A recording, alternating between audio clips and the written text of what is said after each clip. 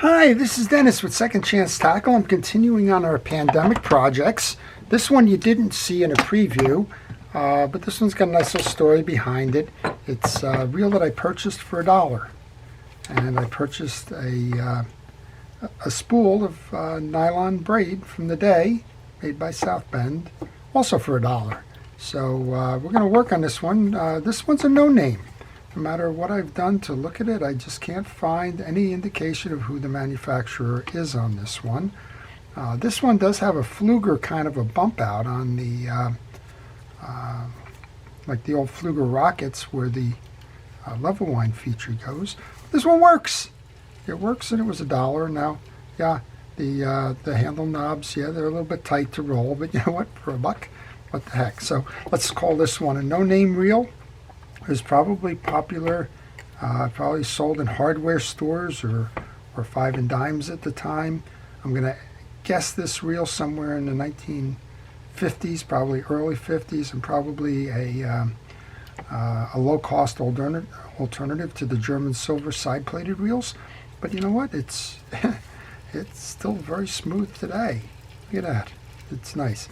So let's just take a moment to thank our first responders, essential personnel, government workers, medical, healthcare, firefighters, EMTs, and everybody, even folks that we may not think about, folks that are working in the hotel industry, trying to make sure that we have a safe place to stay if we do need to travel, teachers that are trying to cope with this in a remote or even in-person learning. Wow, what a responsibility we're taking on, and we really thank you for everything you're doing during this pandemic. So let's just start with this first. This is a South Bend, and South Bend, Indiana, a spool of black Orino braided DuPont nylon, and made 100% in the USA for casting or trolling. So a lot of folks think that braid is a new phenomenon. No, it's not. It's been around a long time. Sometimes this looks like packaging cord rather than braid, but it is braid. And just wanted to point that out to you. That was $1, and that was just worth having for the sake of this video. So let's take this one apart then. It's got 3 screws and a handle nut that's holding the main drive on. The handle nut looks to be a quarter inch. I can't read what I have on this nut driver, but the nut driver is fine to take that off. Actually, I can leave it right in my nut driver. I won't lose it.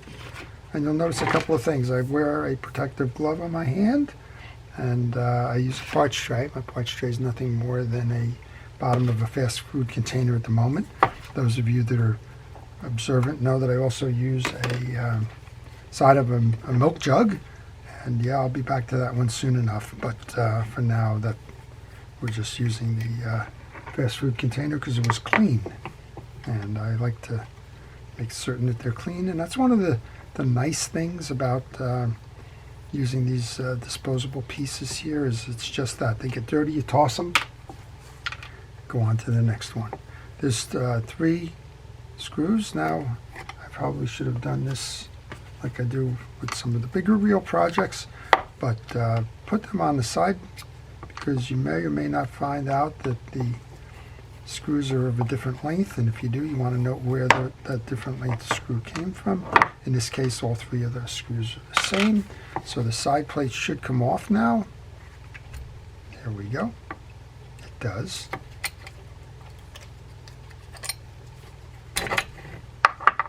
And we can see that there's not a lot going on in this reel, but surprisingly for the reel itself, it's about as much as you would expect to come on. And might as well take that off as well. So that's a good point to tell you to take pictures along the way, because if things come apart like this just did, you have a reference point in terms of what those pieces and parts came from. All right, it's just a little bit of dirt and the like. This is interesting because it's spun very freely, and yet there's no grease or oils or anything in here. So it's, to my point, just because it's an inexpensive reel, and whether it's this reel or whether it's a spinning reel or an ocean reel or a casting reel or whatever you may have, Just because it costs you a couple of dollars doesn't mean that you shouldn't be maintaining it along the way. That's what's going to ensure that you get the maximum of your life off of this. And I certainly recommend that you service your reel on a regular basis. And by regular in this case, this has been a long time since this one got serviced, but I would say regular in this case would be on an annual basis. All right, this is clean. I'm going to leave that line right on there, even though it's just a reel that'll probably just lay around in my shop for a while and cause a lot of folks just to wonder about it. I'm going to leave it on. I'm going to make sure that we get grease on both pivot points here. I'm using a Penn Precision reel grease for that. Folks ask all the time, what's the grease? In this case, it's a Penn Precision reel grease. And I really don't care what kind of grease you use, manufacturer-wise, but I do care that it is a fishing reel grease. Okay, we've cleaned up that side, restored that. These little, just want to get the fishing line out of the way there as we go to reinstall this. I didn't take this off. I can. All you have to do is remove the, well, we can try and do it anyway. You can remove your line guide carrier.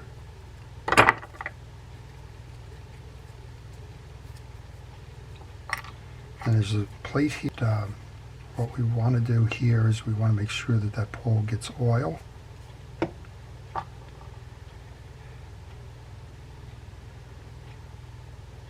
That's, I'm saying there's a plate. As I'm looking at it, there's not a plate on this one. It's just a solid block. A lot of them have the plates. In this case, they're using the screw to hold the pole in place. Okay. Check your drive gear here. That's going to run right off the main gear. You want to make sure that the teeth are okay. We know we've already done this, so when we were spinning it, it was operating beautifully. So just make sure that you get some nice grease on that. And we can line this up now. We want to clean off the inside of the metal. What you want to do on this one, this is going to come in from behind. The short side goes to the front, and it kind of snakes over there. Then it'll match up with the two holes that are in this carrier. There's two little pegs. Goes like that.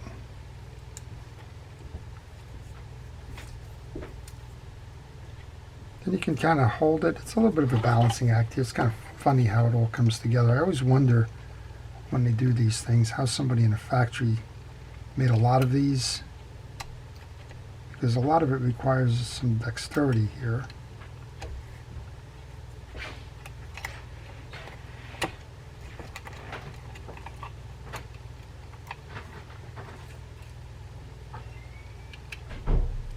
And one more piece here. We just got to get the line guide. There we go. All right, so there you go. So that's your in the groove. You're in the grooves here with the line guide. You're in the grooves over here with the line guide. You've lubricated the back of the side here. And I'm just going to set that down for a moment. I took that handle off for a reason. I want to get to the gear. We can just push the gear out. I'm saying you can just, that gear's been in there a long time. And it needs to be serviced. Wow. Okay, once you push through on that side, pull through on the other side. This is a two-piece gear. And we can see that we've got some buildup here from dried grease. So again, even though it was spinning, it doesn't mean that you shouldn't be servicing this on a regular basis. That's better. All right, let's check the main gear. It's simple in design. Big gear drives the little gear, which is the level wind. Drives the spool. Alrighty. So those are good. Check the teeth. They're all uniform. put the gear shaft back on. Goes in a rectangular. Take the grease up the sides, and make sure that it gets a good coating of it because it's been a long time since it's had it. And just go ahead and reinstall back in. Put that through. Let's go ahead and put the handle on. Handle nut, which was conveniently stored in my nut driver there. Use my nut driver to tighten it down. Give it a turn to make sure that it's working nice. And that WD-40 or penetrating oil has loosened up those little knobs as well. So there you go. All right, one last thing to do then is put this back onto the assembly here. We need a little bit more grease onto the worm gear drive. I should be able to line everything up now and mesh it in.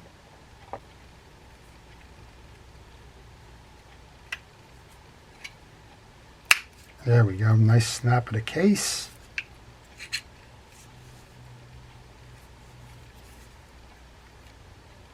And then you just want to load the screws in.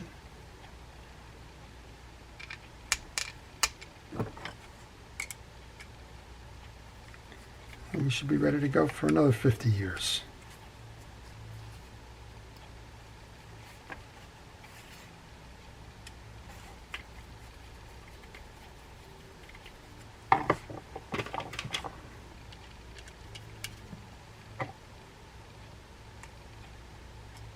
So if anybody happens to know what this reel is, that would be appreciated. Leave it in the comments. Again, for the price paid, I wasn't going to spend a lot of time trying to figure it out, but always curious about what they are.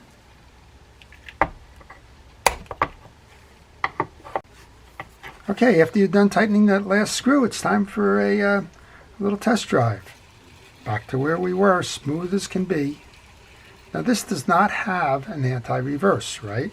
So as you're casting this, it's all about your thumb and making sure that you can hold that. There's no spool adjuster, no cast control, but it's a drop and it's what we call a knuckle buster. If you're casting like this and you get your knuckle in the way, it is going to come back and whack you. So nice reel. If anybody knows what this one is, then please let me know. I would appreciate an update on that. Beautiful reel. I guess I'm going to, again, estimate in the 40s or early 50s as a budget reel. No names or manufacturing pieces on it, although it kind of looks like a Fluger. But with that having been said, thank you for watching. If you enjoy the video, please like it. If you want to see more, please subscribe. And if you have questions on this reel or any reel in particular, please leave them in the comments section. I'll be happy to try and help you out in terms of providing an answer on if you're stuck on a reel or just have some fishing reel questions in general. So this is Dennis with Second Chance Tackle. Thank you for watching.